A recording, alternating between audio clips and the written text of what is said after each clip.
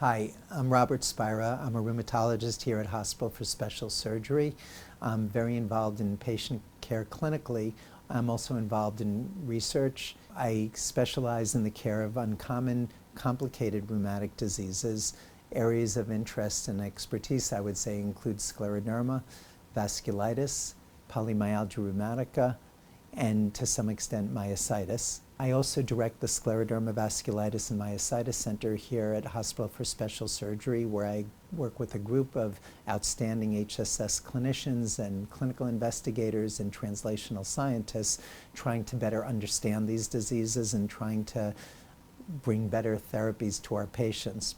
One of the things that we have here in our Scleroderma Vasculitis and Myositis Center is we offer patients expert clinical care, but we also have the availability of clinical interventional trials, some of which are very novel and are being led here at Hospital for Special Surgery. But it allows us to offer a broader spectrum of interventions to our patients with this often very serious disease.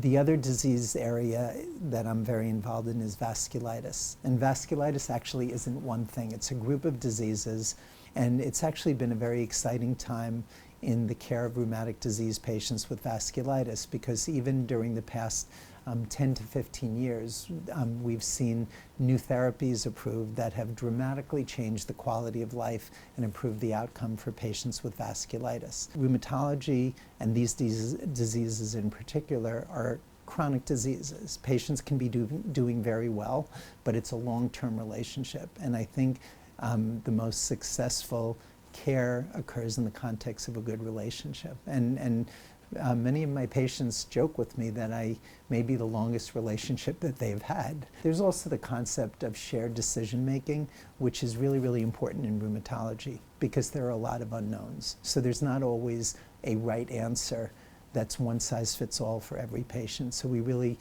I think in our center in general, and I know I specifically, really try to individualize our decisions. One of the most exciting things about being a physician is watching a patient's journey and living through it with them as they confront their disease, and they often get better. In some cases, not just a little bit better, but completely better.